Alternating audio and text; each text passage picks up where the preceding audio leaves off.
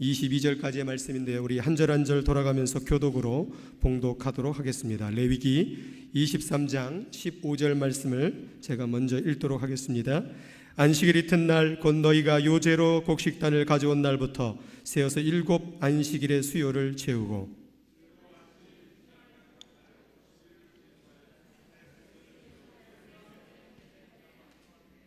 너희의 처소에서 10분의 2 에바로 만든 떡 2개를 가져다가 흔들지니 이는 고운 가루에 누룩을 넣어서 구운 것이요 이는 첫 요제로 여호와께 드리는 것이며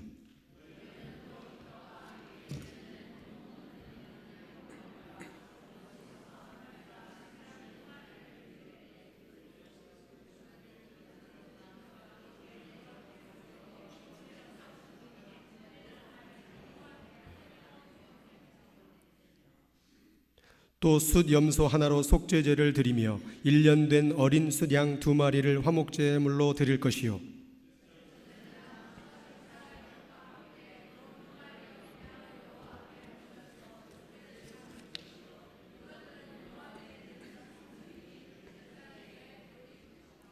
이날에 너희는 너희 중에 성회를 공포하고 어떤 노동도 하지 말지니 이는 너희가 그 거주하는 각처에서 대대로 지킬 영원한 규례니라.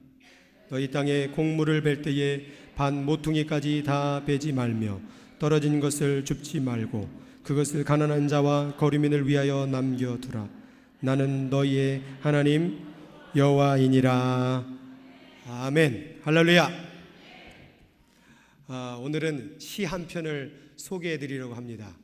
풀꽃이라는 시가 있는데 나태주 시인이 썼던 시인데요, 3문장으로 되어 있습니다.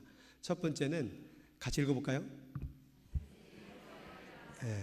풀꽃이라고 해도 자세히 들여다보고 계속 보면 예쁘다고 합니다. 두 번째는 이렇게 되어 있습니다. 같이 읽어볼까요? 오래 보아야 풀꽃이라도 오래 보면 사랑스럽다고 합니다. 자, 세 번째는 옆 사람 보면서 시작.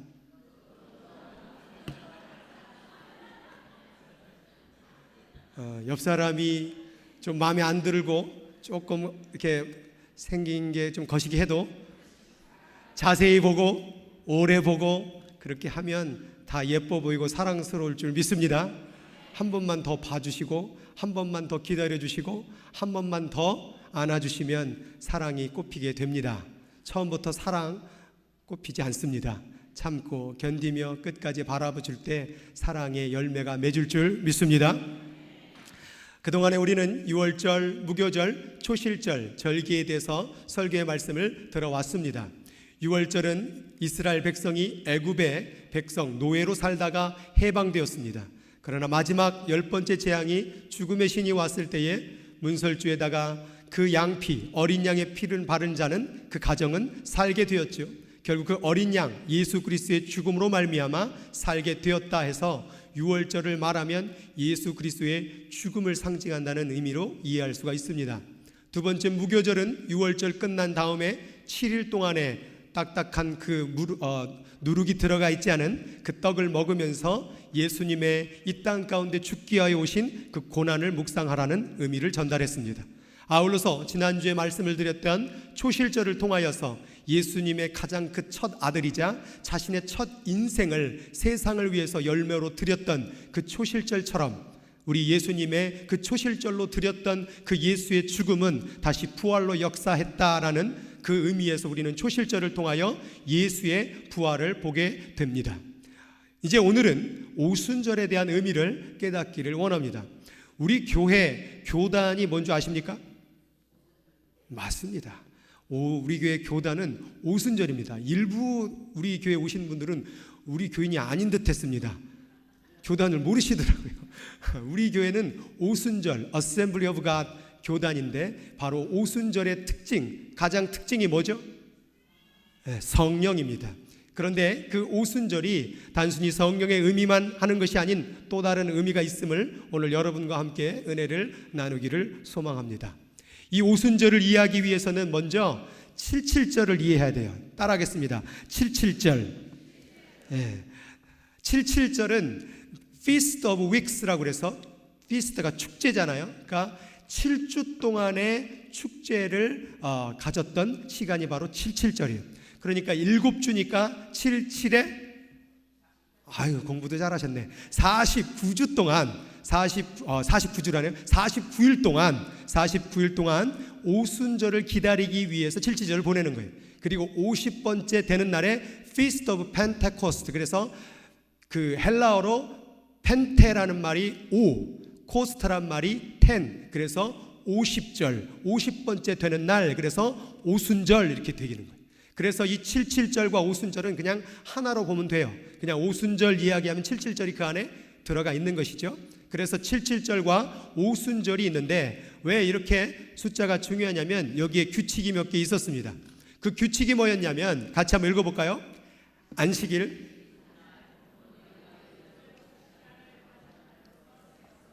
일곱 안식일 이튿날까지 합하여 50일을 계수하여 새 소제를 여호와께 드리되. 자, 안식일 이튿날 곧 너희가 요제로 곡식단을 가져온 날부터. 성경 퀴즈. 이건 뭘까요? 어느 절기에 드렸던 요제입니까? 자꾸 77절이나 지금은 77 맞을 수가 있습니다. 자, 무슨 절? 초실절이죠. 자, 초실절에 드렸던 그 곡식단부터 언제까지요? 7 안식일 이튿날 다음 날 합하여 50일을 계수하여 새로운 소제를 드리는 것. 이게 바로 뭐라고요? 오순절이라는 거예요. 그러니까 아까 보았던 초실절 다음에 50일이 지난 날이 바로 오순절이라는 거예요. 그래서 이 오순절을 기다리면서, 오순절이 히브리어로 오메르라는 말인데 이 날짜를 계수했어요. 어떻게 계수했느냐? 오메르 49, 오메르 48, 오메르 47 이렇게 D-Day를 정했던 거예요. 그리고 마지막 오메르 전날 밤에 이제 내일이면 펜테코스트, 그래서 오순절의 축제가 되는 거예요. 그래서 이 날이 뭐냐? 추수를 하는 거예요. 추수. 그래서 첫 번째 초실절에는 또 성경 퀴즈. 뭘 재배했다고 그랬죠? 곡식 종류 이름. 그렇죠. 보리가 먼저 열리니까요. 보리를 했고, 이때 지금 소제를 드렸던 것은 뭐겠습니까? 밀이었던 거예요. 밀. 그래서 밀을 소제로 드렸다라는 것입니다. 그래서 날짜를 계수했다라는 것, 그걸 생각해 보시고, 또 한 가지의 특징은 뭐냐면 여기 보니까 10분의 2 에바, 이거는 4.4리터 정도의 양의 그 밀가루를 얘기하는데 이걸로 뭘 만드냐면 떡을 2개를 만든대요. 2개를 만드는데, 자, 지난번 초실절에는 무교절에는 초실절도 마찬가지고 그 전에도 마찬가지죠. 누룩을 넣었습니까? 안 넣었습니까? 안 넣었죠. 근데 이번엔 뭐래요? 넣어서 하래요. 넣어서 그것을 제사를 드리래요. 그러면 지난번에 누룩은 좋은 겁니까? 나쁜 겁니까? 나쁜 거잖아요. 외식이었고 하나님 말씀이 자기 생각이었고 방법이었고 그걸 넣어서 요제로 드리래요. 그러면 여기에 담겨진 의미는 무엇이었을까요? 개인적으로 좀 이 절기설교를 좀 준비를 해가면서 이번 주가 가장 좀 힘들었어요.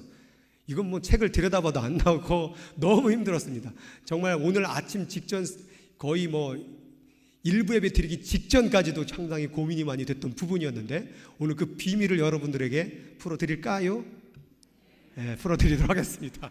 자, 그리고 나오는데 또 하나 특징이 뭐냐면 2마리의 양을 또 드렸다라는 거예요. 2 떡과 2 어린 양. 이 의미가 도대체 무엇일까? 한 마리만 드려도 될 텐데 도대체 2마리를 잡는 이유가 무엇일까? 그 의미를 오늘 말씀과 함께 나누기를 원합니다. 그 2마리의 양, 또 2 떡의 의미를 알기 위해서는 먼저 이스라엘의 문화를 알아야 돼요. 추수 문화를. 이스라엘은 2번의 추수를 했다고 그래요. 그래서 첫 번째 추수는 밀과 보리. 그래서 오순절 때는 밀을 추수를 했었고 초실절 때는 보리를 추수를 많이 했습니다. 어쨌든 간에 이 기간 동안에 밀과 보리를 이렇게 추수를 했어요. 그리고 또 하나는 2번째 추수 때는 이스라엘의 5가지의 대표적인 과일이 있었는데 그게 바로 포도, 무화과, 석류, 올리브. 그리고 신명기 8장 8절에는 거기에 5가지가 나오는데 거기에 꿀이라고 되어 있어요. 근데 그것은 꿀이 아니라 대추, 야자, 열매를 가지고 꿀로 만들었기 때문에 그것을 꿀나무 혹은 대추, 야자라고 합니다. 그것이 바로 2번째 추수인 거예요.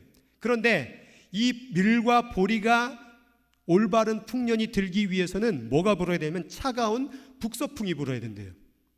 그리고 이 포도, 무화과, 석류, 올리브, 이 대추야자 열매가 잘 열리려면 남동풍에 따뜻한 바람이 불어야 된다는 거예요. 그래서 남동풍에 따뜻한 바람만 계속 불면 뭐가 망해요? 밀농사가 망하고, 계속 차가운 바람만 오면 과일 농사가 망하는 거예요. 그래서 적절하게 하나님의 섭리 가운데서 이 두 가지의 이곡 오가의 열매가 잘 맺어지도록 북서풍과 남동풍이 잘 조화를 이루어져야 이 두 가지의 그 열매를 딸 수가 있었다고 합니다. 그러니까 이게 참 이게 사람의 힘으로 되어 안 돼요. 안 되니까 막 기도하고 애쓰고 막 했던 것이죠. 그래서 이 두 가지의 추수의 의미와 두떡의 의미를 계속해서 생각하고 말씀을 들어보시기 바랍니다. 이 두 가지의 의미를 더 명확하게 알기 위해서 지금 이것은 성막의 사진입니다. 성막이라는 것은 구약의 교회 예배 장소를 얘기하는 거예요. 거기에 들어가면은 지금 수요일에 지금 이걸 하고 있습니다. 그래서 좀 수요일날 좀 오시라고 광고를 드릴 겸 이걸 좀 하고 있습니다. 수요일날 오신 분들은 아멘.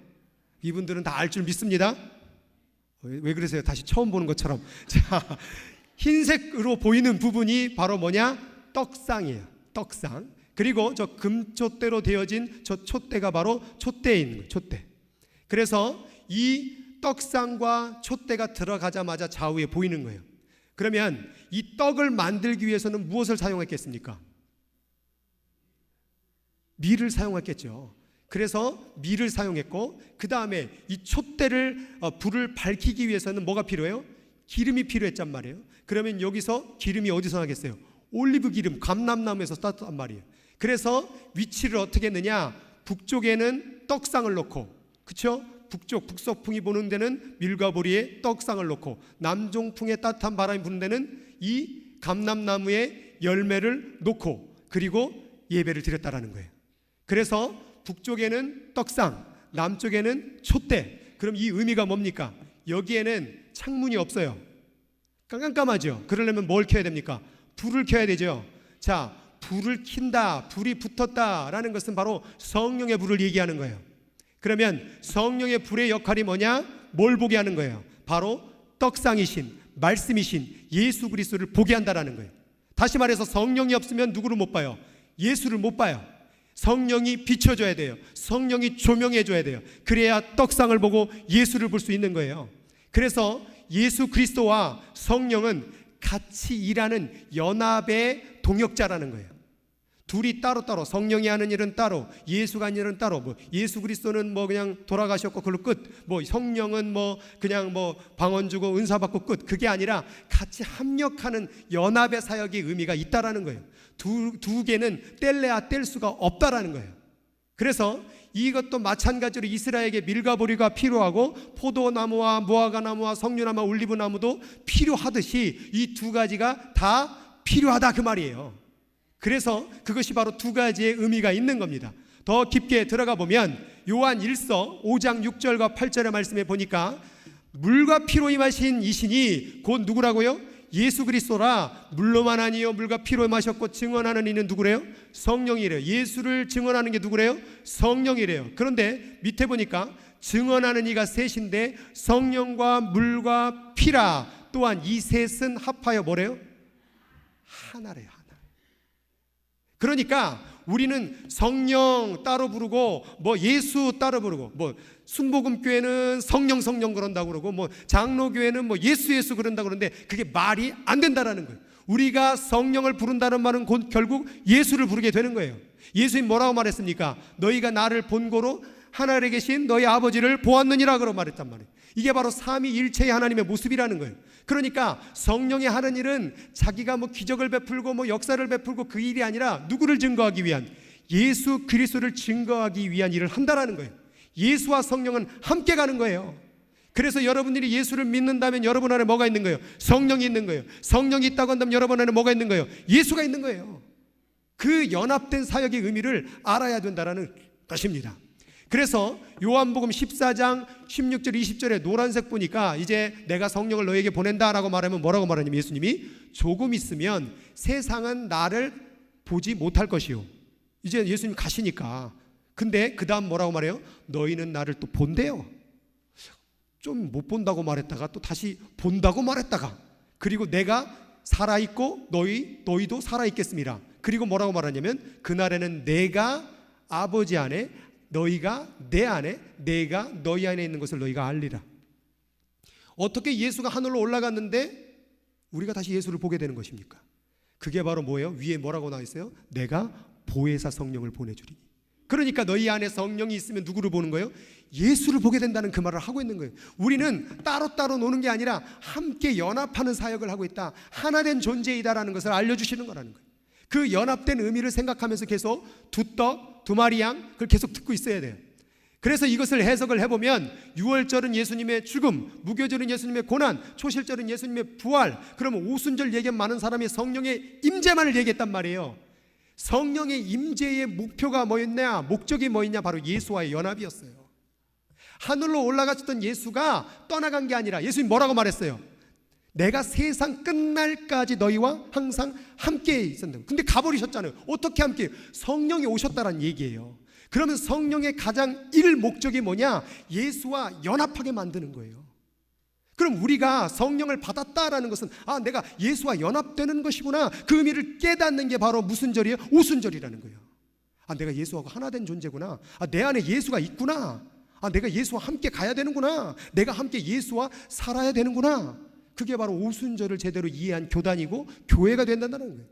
그걸 오늘날 오순절을 잘못 이해해가지고 막 성령 불받아라, 막 목소리를 할렐루야 믿습니까, 막 이런 막 그런 말하면 막 오순절 교단이라고 착각하고, 그게 아니라는 거예요.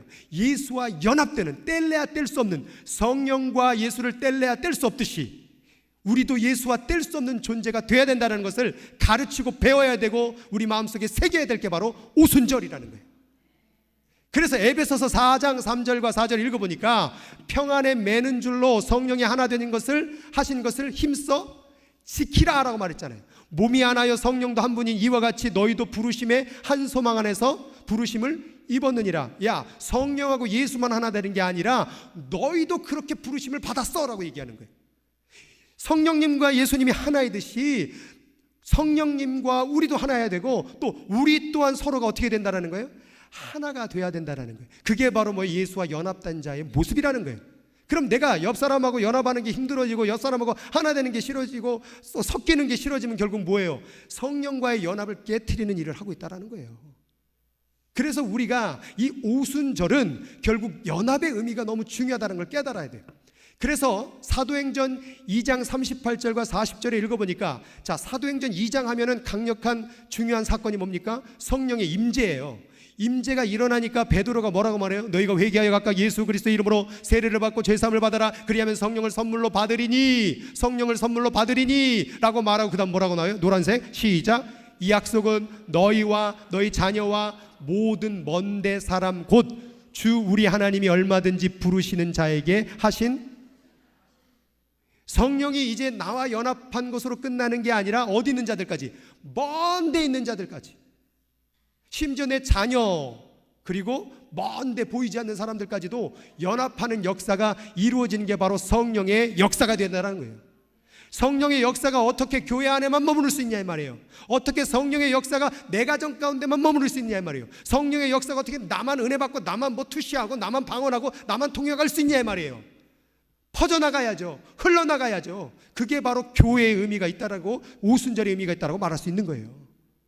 그래서 우리들이 그 부름을 받았다라는 것을 깨달아야 되는 거예요. 그래서 신명기 16장 10절에서 11절에 거기 7절을 얘기하는데, 거기 보세요. 한번 읽어보겠습니다. 시작. 내 하나님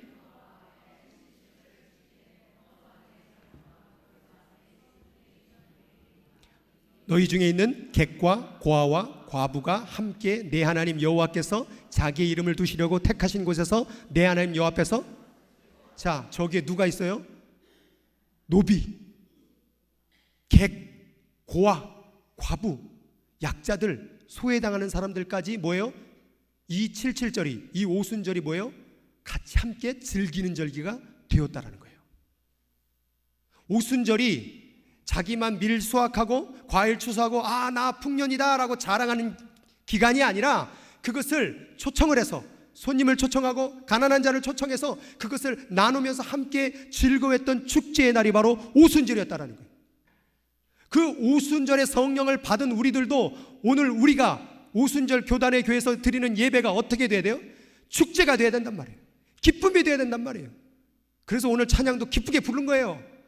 근데 가끔씩 보면은 간혹 보면 그냥 들어오실 때부터 이렇게 내 천자가 막 새겨지면서 에휴, 또 교회 왔구나 이렇게 지쳐버리는, 얼굴이 환한 표정이 돼야 되는데 지금도 이렇게 웃을 수 있는 분 웃는데 아직도 이 웃지 못하면서 함께하지 못하는 이 안타까움, 물론 어려움이 있기 때문에, 상처가 있기 때문에 그런 줄 압니다. 그러나 여러분들이 오늘 이 자리에 나왔다고 한다면 바로 그 기쁨을 누릴 수 있어야 돼요. 그게 바로 오순절 교단에서 누릴 수 있는 특권입니다.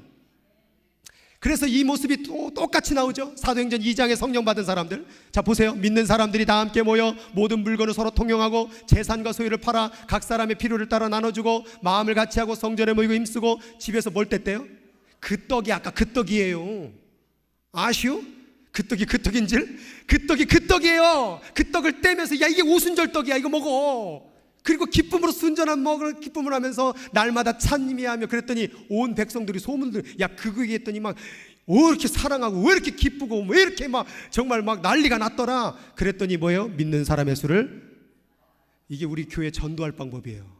지금 가서요 예수 뭐 믿어라 막 불신 천당 막 이러면요 아이고 네가 믿어라 막 너나 막 천국 가라 그런단 말이에요. 다 불편해한단 말이에요. 그럼 우리가 지금 이 시대 가운데 전할 수 있는 방법은 뭐예요? 우리의 기쁨을, 우리의 그 감사를 전하는 것밖에 없어요. 그래서 여러분 예수 믿고 성령 받은 사람들은요 뭐가 그렇게 기뻐? 그 소리를 한 번쯤 들어봐야 돼요. 뭐가 그렇게 맨날 방실방실해? 그 얘기 좀 들으셨어요? 그럼 내가 제대로 예수를 믿고 있구나. 근데 왜 이렇게 인상 써? 그런 얘기 많이 들으셨으면 여러분 회개해야 돼요. 회개. 예수 믿는 거, 예수를 왜 주셨어요? 기뻐하라고요. 성령 왜 주셨어요? 감사하고 기뻐하라고요. 근데 성령 받고 예수 믿는데 말은 그런데 우리 안에 예수가 없는 것처럼 삶을 살아가고 있는 분들이 얼마나 많은지 모르겠습니다. 자, 이제 그러면 그 두 떡의 의미를 밝힐 때가 왔습니다. 자, 말씀 읽겠습니다. 시작. 너희의 처소에서 10분의 2 에바로 만든 떡 2개를 가져다가 흔들지니 이는 고운 가루에 누룩을 넣어서 구운 것이요 이는 첫 요제로 여호와께 드리는 것이며 라고 나왔죠. 떡 2개를 만드는데 그 고운 가루, 자 고운 가루는 뭐예요? 소재로 비벼가지고 빻아서 만든 가루란 말이에요. 그러면 그 초실절에 그 가루는 누구였습니까? 무교병의 그 무교병, 누룩을 넣지 않던 그 무교병의 떡은 누구였습니까? 예수 그리스도. 그러면 그 고운 가루가 누구예요? 예수 그리스도예요. 그럼 누룩은 누구예요? 제가 이게 참 고민이 됐어요. 주여, 누룩이 뭡니까? 그게 바로 너다. 지금 요제로 주님께 드리고 있습니다. 그 요제를 드리는 이유가 뭡니까? 하나님께 뭐예요? 이것이 하나님 것입니다. 하나님께로 온 것입니다. 그런데 그 고운 가루에 외식과 거짓과 탐욕으로 물든 나를 섞어서 떡으로 만들어서 그걸 드리고 있는 거예요. 나 같은 죄인이 감히 하나님께 드릴 존재가 됩니까? 나 같은 외식자가, 나같이 누룩 많은 자가 늘 거짓과 하나님 앞에 올바르지 못하게 사는 내가 과연 하나님께 드릴 존재가 되냐 이 말이에요. 그런데 누구를 섞어서, 예수를 섞어서 하나의 떡으로 만들어서 하나님께 드리고 있는 거예요. 이게 뭐예요? 이게 바로 은혜예요. 은혜. 어떻게 나 같은 자를 그 떡에 섞을 수 있어요? 어떻게 나 같은 자가 예수와 연합할 수가 있어요? 어떻게 나 같은 자가 성령과 연합할 수 있어요? 근데 하나님 그걸 하시겠다라는 거예요. 그게 바로 오순절이에요. 나같이 불쌍하고, 심지어 베드로는 뭐예요? 예수를 3번 부인했어요. 근데 그 베드로에게 성령을 주셨잖아요.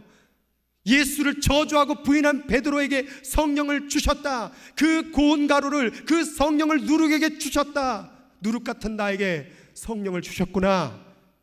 그게 바로 은혜라는 거예요. 그게 바로 오순절의 가장 큰 의미라는 거예요. 그래서 이 의미를 생각해 볼 수 있는 게 바로 이 이스라엘의 소예요. 소. 그런데 그 소가 이끄는데 이스라엘은 항상 몇 마리요? 2마리씩 한단 말이에요. 그 2마리 가운데 멍에를 끼우는데 그 멍에는 2마리를 다 낄 수 있는 멍에라는 거예요. 이스라엘은 1마리를 안 쓴다라는 거예요. 2마리씩 쓴다라는 거예요. 그러니까 그 2마리를 사용하는데 이 가운데서는 어떻게 하다 보면 동시에 2마리가 딱 죽지는 않지 않습니까? 동시에 샀는데 2마리가 홀라당 다 죽겠습니까? 1마리는 조금 더 오래 살겠죠. 그러면 그 사람 그 소는 뭐예요? 밭을 오래 갈아왔으니까 1마리가 죽어버리면 또 다른 소를 데리고 와야 되겠죠. 그러면 이 한 마리 오랫동안 일했던 소는 뭐예요? 경험이 많고 밭을 잘 간단 말이에요. 그럼 새로운 그 소는 밭을 잘 갈아요? 못 갈아요? 아직 서툰단 말이죠. 그러면 뭐예요? 같이 그 밭을 갈므로 말미암아 옆에 소 때문에 배우는 거예요. 아, 요렇게 가는 거구나, 요렇게 가구나.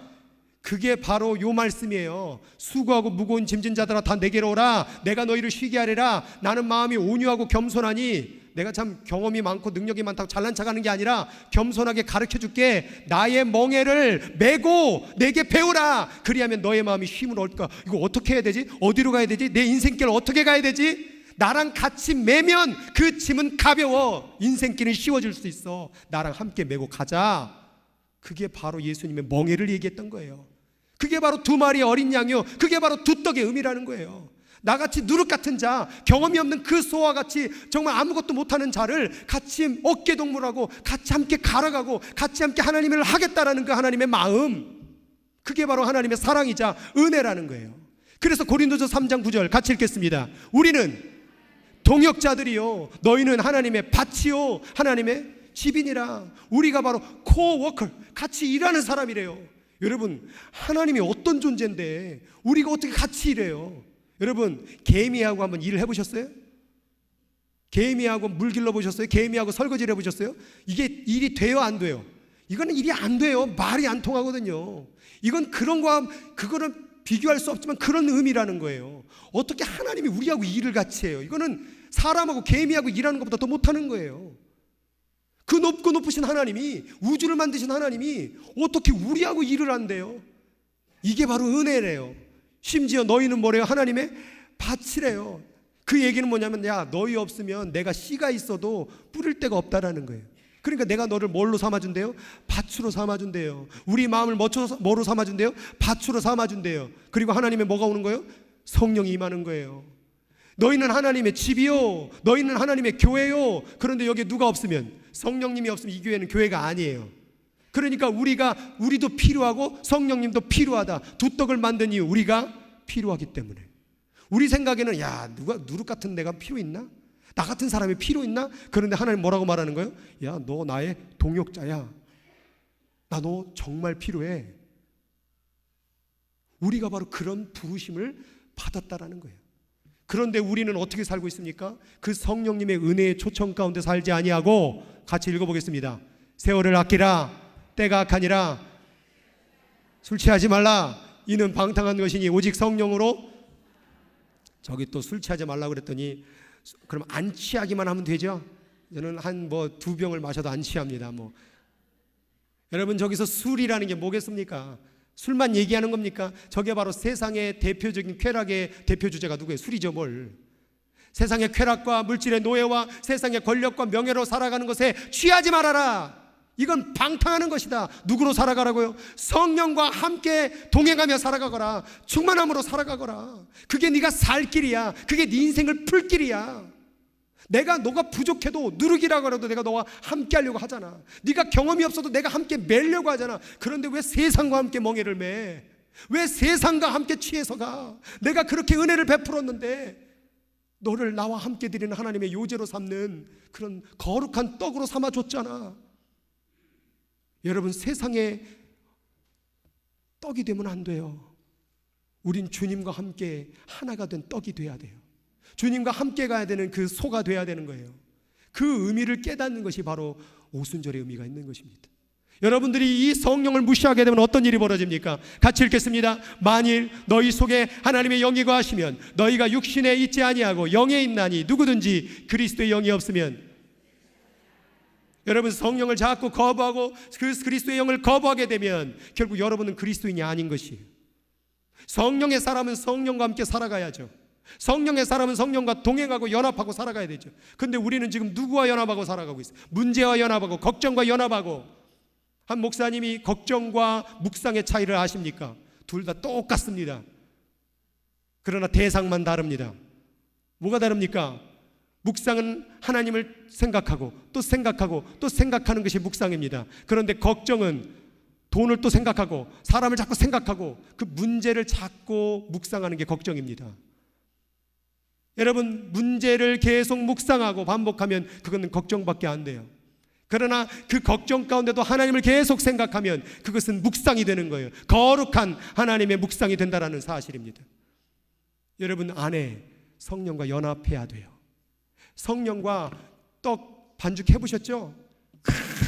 그렇게 해가지고 막 쪼물락쪼물락 하듯이 이게 이쪽에서 온 건지 저쪽에서 온 건지 요짝에서 온 건지 저쪽에서 모르든지 이게 이놈은 밀가루인지 저놈은 밀가루인지 모르게 그냥 완전히 못되게 하나 된 게 만드는 게 반죽이에요.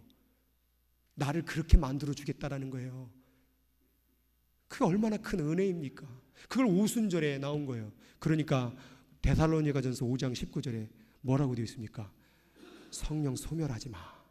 원어에는 성령 거부하지 말라. 성령을 왜 자꾸 거부하냐? 성령은 너를 연합하려고 하고, 성령은 너를 세워주려고 하고, 성령은 너를 그리스도인으로 만들어주려고 하고, 성령은 너를 죄에서 해방해 주려고 하고, 성령은 너를 거룩하게 만들려고 하는데 너는 왜 자꾸 성령을 거부하냐? 성령 소멸하면 안 돼. 성령을 거부하면 안 돼. 오순절은 바로 그 성령을 충만하게 받는 절기라는 얘기예요. 그러니까 성령을 충만하게 받는 자는 오순절은 무슨 날이 되는 거예요? 축제의 날이 되는 거예요. 그래서 갈라디아 5장 25절에 같이 읽겠습니다. 만일 우리가 성령으로 살면 또한 성령으로 행할지니. 그래서 성령의 충만함을 가지기 위해서 성령으로 같이 동행하고 살고 싶은데 어떻게 하는 게 성령으로 사는 거고 어떻게 하는 게 성령으로 행하는 걸까요? 이 말씀의 위에 구절을 읽어보면 이 말씀이 있습니다. 너무나 유명한 말씀. 시작. 오직 성령의 열매는 사랑과 희락과 화평과 오래 참음과 자비와 양성과 충성과 온유와 절제니 이것은 금할 법이 없느니라. 자, 요게 많은 사람들이 하나님이 사랑을 주시면 사랑하죠. 하나님이 희락을 주면 그때 가면 기뻐하지요. 하나님이 화평을 주면 그때 가서 화평하지요 라고 생각하고 있어요. 근데 여기 뭐라고 나왔어요? 이 같은 것을 금지할 법이 없다. 이게 법이래요. 자, 법은 누가 지켜야 돼요? 백성이 지켜야 되는 거예요. 그러니까 이게 하늘에서 떨어지는 감나무의 열매가 아니라 우리가 행할 법이라는 거예요. 사랑이, 기쁨이, 화평이, 오래 참음이, 자비가, 양선과 충성과 온유가 절제가. 근데 이게 방향이 하늘을 향하는 게 아니라 어디를 향하는 거예요? 옆을 향하고 있는 거예요. 저 성령의 열매는 옆 사람에게 행하는 거예요. 옆 사람을 사랑하고, 옆 사람 때문에 기뻐하고, 옆 사람과 화평하고, 옆 사람 때문에 참아내고, 옆 사람 때문에 자비를 베풀고, 옆 사람에게 선을 베푸고, 충성하고, 온유한 마음 대하고, 절제하는 마음 대하는 것. 성령과 연합한 자라면 이런 열매가 옆 사람에게도 전해져야 되지 않겠느냐? 왜 이걸 금지하냐? 왜 이걸 거부하냐? 왜 이걸 소멸하냐? 그 얘기하고 있는 거예요. 이게 왜 안 된대요? 그 밑에 말씀 시작. 그리스도 예수의 사람들은 육체와 함께 그 정욕과 탐심을 십자가에. 저게 왜 안 돼요? 내 정욕과 탐심 때문에 안 되는 거예요. 왜 사랑 안 해요? 내 거 지키려고. 왜 그들과 함께 기뻐하지 못해요? 저 사람 기뻐하는 거를 꼴을 못 보겠으니까. 그게 바 정욕과 탐심의 마음을 십자가에 못 박았다. 그 얘기는 뭐냐? 연합되지 못했다. 내가 그리스도와 함께 십자가에 못 박혔나니. 그게 연합된 자의 고백이에요. 2000년 전에 죽은 건 누구라고요? 저 십자가에 죽은 건 누구라고요? 예수가 아니라 내가 죽었다고. 그게 연합된 자의 영성이에요. 저 십자가에 내가 죽었구나. 그러니까 성령을 받은 자는 뭐예요? 예수를 받은 자니까 예수의 죽음이 곧 내 죽음이요, 예수의 부활이 내 부활이요. 그게 성령이 증거하는 역사라는 거예요. 성령을 받았다면 저렇게 예수처럼 살아야지 왜 자꾸 성령을 거부하고 사느냐? 그 얘기하고 있는 거예요. 이 오순절 교단에서. 그 희한한 게 오순절 교단에서 막 방언하고 막 은사 막 하는 교단 가면은 많이 싸워요. 어떻게 좀 찔리셔요? 희한해요. 막 은사가 넘치고 막 역사가 일어나는 교회일수록 자꾸 싸워요. 어떻게 보면 열심히 하려고 하는 의도가 있고 열정이 있다 보니까 그럴 수도 있겠어요. 그런데 희한하게도 그런 교회를 많이 공격하는 사단의 역사가 있다는 걸 알아야 돼요. 여러분, 사단은요 절대로 자기의 편을 건들지 않습니다. 그러면 우리 안에 그런 일들이 많이 벌어지고 있다는 얘기는 뭐예요? 우리가 지금 제대로 가고 있는 거예요. 그래서 좀 많이 싸우세요. 괜찮아요. 지금 성령의 역사가 지금 충만하게 임하려고 하니까 그런 일들도 벌어지는 거예요. 그래서 레위기 23장 22절에 말씀해 보니까 너희 땅의 곡물을 뺄 때에 반 모퉁이까지 다 빼지 말며 떨어진 것을 줍지 말고 그것을 가난한 자와 지나가는 거류민들을 위하여 남겨두래요. 오순절에 얻은 수확이거든요. 이걸 다른 말로 말하면 성령으로 얻은 기쁨이고 성령으로 얻은 열매거든요. 근데 그걸 뭐래요? 다른 사람을 위해서 남겨두래요. 이게 우순절의 목적이에요. 이게 성령의 목적이에요. 성령의 열매 가장 첫 번째, 사랑. 그래서 아무리 방언을 잘하고 투시를 하고 뭐 해도요, 사랑이 없다? 그 성령 가짜예요. 그건 가짜예요. 반드시 하나님의 은혜가 임하고 성령이 임하면요, 사랑하게 돼 있어요. 사도행전 1장 8절에도 요 말씀하고 똑같은 거예요. 자, 왜 이 말씀하고 요 말씀이 똑같은지 한번 읽어보겠습니다. 시작. 오직 성령이 너희에게 임하시면 너희가 권능을 받고 예루살렘과 온 유대와 사마리아와 땅끝까지 이르러 내 증인이 되리라. 자, 성령이 임했는데 예루살렘까지는 이해해요. 왜? 내 도시니까. 유대까지 이해해요. 왜? 내 민족이니까. 근데 여기서부터 이해가 안 돼요. 사마리아는 왼수거든요. 사마리아는 예전에 이스라엘하고 남북으로 갈라진 아수르와 피를 섞은 개의 민족이에요. 그래서 이스라엘 백성들은 사마리아인들 보고 저건 개라고 그랬어요. 원수예요. 북이스라엘의 남유다 있을 때 얼마나 많이 공격했어요. 그러니까 원수 같은 나라인데 어디까지 가래요? 성령이 임하면? 야, 사마리아까지 가야 돼. 근데 사마리아까지도 이해 못하겠는데 어디까지 가래요 또? 아직 듣지도 못하고 알지도 못하는 땅 끝까지 가래요.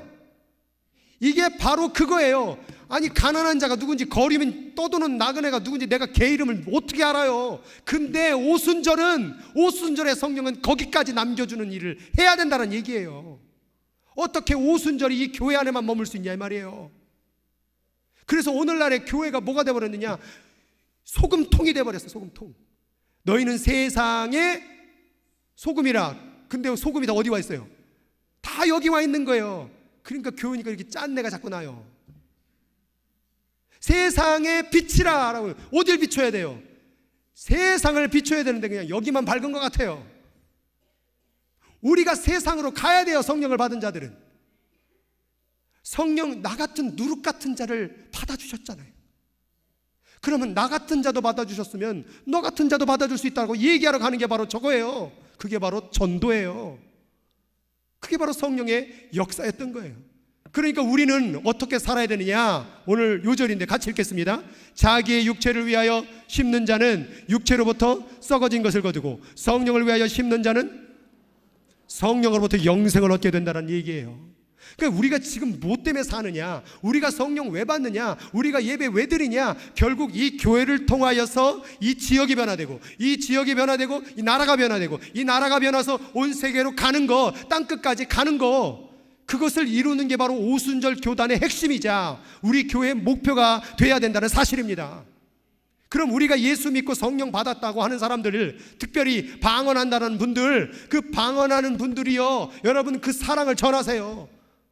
기도를 많이 하시면 그 기도의 사랑으로 다른 사람을 위해서 기도해주고, 또 무슨 어떤 병 고치는 은사나 또 어떤 그런 남을 도울 수 있는 은사나 또 가르치는 은사나 그런 모든 은사를 가지고 남을 향해서 베풀어 보세요. 그게 바로 성령의 연합된 삶을 사는 거예요. 제가 토요일에 그런 말씀을 드렸습니다. 지혜를 만나기 위해서는 지혜의 길로 가야 된다. 그러면 지혜를 만나기 위해서 지혜의 길을 가는데 속임수, 거짓말, 남 사기, 자, 이게 지혜의 길입니까? 그 길로 가면 지혜 못 만나요. 그러면 정직과 성실과 감사함과 영광 돌림과 이 길로 가면 뭐예요? 이게 지혜 만나는 길이에요. 그러면 성령을 받으려면, 성령의 충만한 삶을 살려면 성령의 길로 가야 된다는 얘기예요. 예수를 만나려면 좁은 길로 가야 된다는 얘기예요. 근데 우리는 편한 길, 내 맘대로 길 다 가놓고 누굴 만나길 원해요? 성령 만나길 원하고 예수 만나길 원하고 지혜 만나길 원한다는 얘기예요. 우리가 해야 될 일이 있어요. 아까 말했던 사희와 오자 양충 온절이라 사랑희라 화평, 그 열매들이 우리가 가야 될 법이에요. 그 길을 따라갈 때 성령 만나는 거예요. 그 길을 따라갈 때 우리가 영생을 얻는 거예요. 그게 바로 두 마리 어린 양의 의미가 있는 거예요. 함께 가줄게. 물론 힘들지, 어렵지. 그러나 내가 함께 가면 갈 수 있어.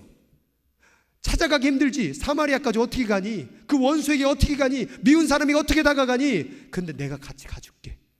나의 멍에를 매. 그리고 거기 사마리아로 가자. 그 원수에게 가자.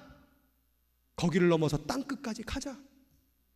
너는 자격이 없다고? 부족하다고? 못하겠다고? 그래, 누룩 같은 너를 내가 너와 하나 되었잖아. 우린 누룩이에요. 우리를 잘 보세요. 어떻게 우리가 하나님과 하나가 됩니까? 누룩 같은 자인데. 근데 하나님이 우리를 안아주신 거예요. 하나가 돼주신 거예요. 그럼 여러분들 신앙생활을 할 때 이 연합이라는 것, 지금 계속해서 연합 얘기했어요. 솔직히 말을 하면 이 절기 가운데 여러분들이 깨달아야 될 게 바로 연합이에요. 이 절기라는 것은 시간입니다. 그럼 우리의 시간을 어떻게 드릴 거냐? 우리의 인생을 어떻게 드릴 거냐? 2018년도를 어떻게 보낼 것이냐? 아직도 주님과 연합하지 못하는 자들을 향하여 손을 내밀어서 그들이 우리 교회에, 우리 공동체에 연합할 수 있도록 사는 것, 아직도 세상 가운데 연합하지 못하고 길거리에서 돌아다니는 그들을 향하여서 연합의 손길을 내미는 것, 그게 바로 성령의 뭐래요? 열매라는 거예요. 방언도 성령의 열매가 아니에요. 병고침도 성령의 열매가 아니에요. 말씀을 가르치는 것도 성령의 열매가 아니에요. 오직 성령의 열매는 사랑이요, 희락이요, 화평이요, 오래 참음이요, 자비요, 충성이요, 양성이요, 절제요, 온유요. 이 모든 게 성령의 열매지 그게 성령의 열매가 아니에요. 그 열매로는 아무것도 따먹을 수가 없어요. 마태복음 7장에 뭐라고 말했습니까? 주여, 내가 당신의 이름으로 귀신을 쫓아내며 많은 권능을 행하지 아니하였나이까? 그때 예수께서 말씀하실 때 뭐라고 말해요?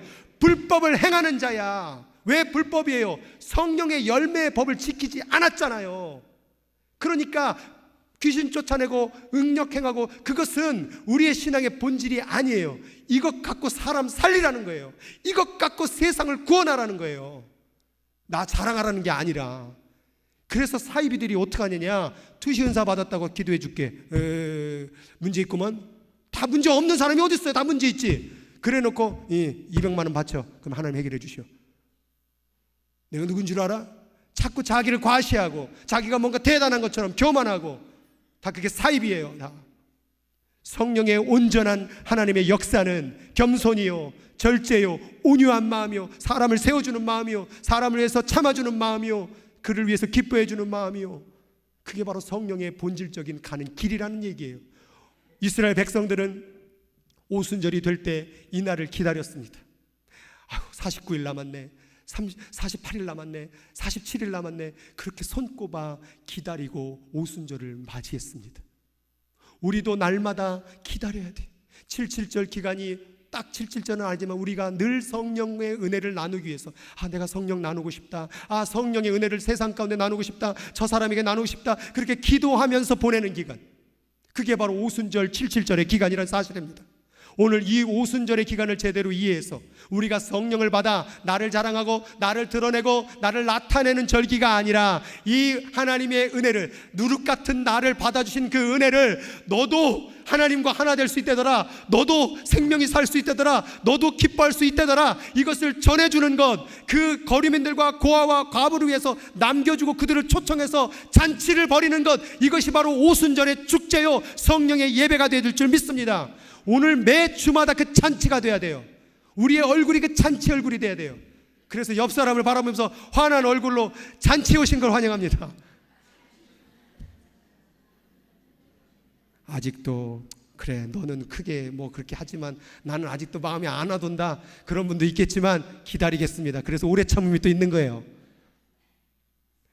이제 목장으로 제가 또 이 얘기는 또 안 하려고 그랬는데 해야 될 것 같아요. 목장으로 좀 밥을 같이 먹으려고 해요. 근데 이걸 또 놓고 또 마음이 좀 아프신 분들이 있어요. 그렇죠. 내가 이렇게 먹다가 또 목장별로 하면 또 이게 차별이 될 수도 있고, 근데 이걸 하는 이유가 있습니다.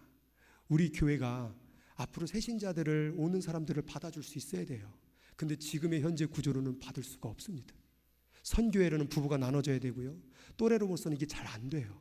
근데 목장으로 보내지면요, 케어해 줄 수가 있고 기도해 줄 수가 있고, 새신자가 왔을 때 가장 고민하는 게 뭐냐면, 나 새가족 교육 끝난 다음에 어디서 밥 먹어야 되지, 이거예요.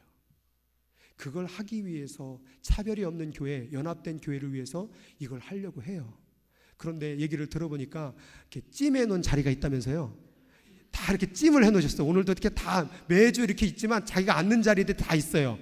그래서 누가 거기를 앉으면 그냥 이제 불꽃이, 성령의 불꽃이 불러 나가는 것처럼 거기 앉으면 안 된다는 거죠. 계속 쳐다보는 거죠. 왜 거기 앉았는지. 여러분, 그러면 누가 우리 교회에 연합할 수 있겠습니까? 여러분, 이것을 하는 이유는 한 가지밖에 없습니다. 사랑이 충만한 교회, 연합하는 교회, 성령의 충만한 교회 만들기 위해서 이걸 시도하는 것입니다. 성령의 열매를 위해서 하는 것입니다. 좀 불편하더라도 이제 2월 달에 지나고 나면 뭐 이것 때문에 뭐 김영 목사 이제 내가 반대 투표를 하겠다, 뭐 그러시면 어쩔 수 없습니다. 저는 성경대로 갑니다. 반대를 하시면 반대를 하시고, 저는 이렇게 해도 이게 틀렸다고 생각하시면 반대하시고, 뭐 저 나가라 그러면 나가면 되는 거고, 저는 성경대로 하는 대로만 가르칠 것입니다. 그리고 그것이 우리 교회 가운데 이루어지기를 바랄 뿐입니다. 그래서 조금 불편하신 분들은 자리를 마련해 드릴 겁니다. 그래서 좀 몸이 불편하신 분들은 특별히 아브라함 사라 선교회는 저희가 좋은 자리로 모셔드리고, 그분들은 또 몸이 불편하시니까 특별석을 만들어 드리고, 그 외에 나머지 분들은 조금만 자리를 이동해 주셔서 같이 식사를 하시면, 그러면 다른 새로운 교인들도 함께 할 수 있는 교회, 연합된 교회 될 수 있지 않겠습니까? 그런 교회가 되기 위해서 함께 노력하고 기도하고 그렇게 기쁨으로 매주마다 웃는 교회가 되기를 주 예수 그리스도의 이름으로 축복을 드립니다. 기도하도록 하겠습니다. 우리 같이 기도할 때 우리 교회를 위해서 기도하겠습니다. 우리 교회 하나님, 연합되는 교회, 성령이 임재하는 교회, 성령과 연합된